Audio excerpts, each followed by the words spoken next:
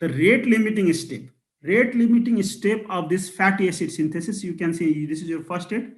The inhibitor is malonyl coenzyme, EG. So you have to remember only malonyl coenzyme is inhibitor of fatty acid synthesis. I will tell you the significant relevance of this.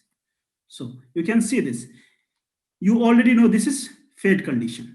And we have described what happens in fate condition. Fate condition, this glucose converts into fatty acid. Citrate and citrate acetyl coenzyme A and acetyl coenzyme A form malonyl, and then malonyl will form fatty acid. Okay. But fatty acid synthesis only happen during fate condition. Fatty acid oxidation should not happen. How does this fatty acid oxidation is inhibited? This is inhibited by this malonyl coenzyme. This malonyl coenzyme, it does not let this fatty acid enter mitochondria.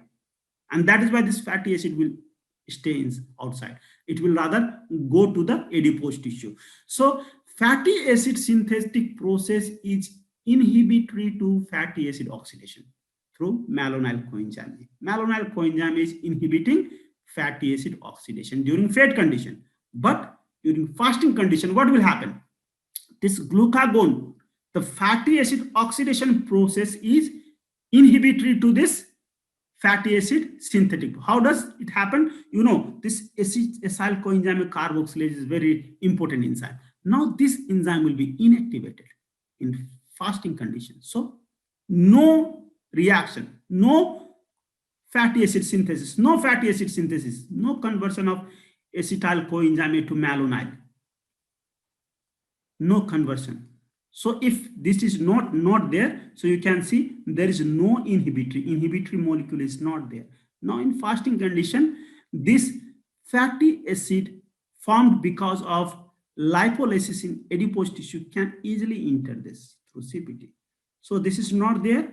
And one more thing is that this in adipose site, this glucagon will activate this enzyme.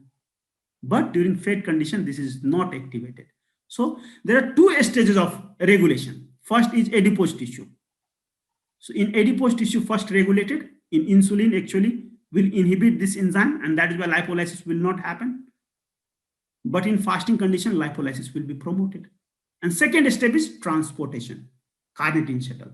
In fate condition, this will be inhibited. In fasting condition, this is not inhibited. So lipolysis, and then this fatty acid will easily enter this mitochondria, and then what will happen?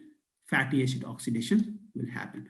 The feedback inhibition will be there always, because you know the ATP, high ATP production, when NADH will be produced because of fatty acid oxidation, and this will produce ATP, and ATP is inhibitor of electron transportation, you know this. And then the very high amount of NADH and FADH will also inhibit the this beta oxidation. So this will be inhibited. These are feedback inhibition. Feedback inhibition will be there. The most important is this: at adipose tissue, hormone sensitive lipase; at tissue site, malonyl coenzyme CPT. This is the important. So malonyl coenzyme inhibit during fate condition, and malonyl coenzyme is not there during fasting condition. Therefore, this fatty acid easily cross and will be oxidized.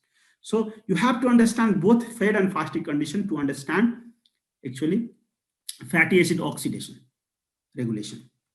So this is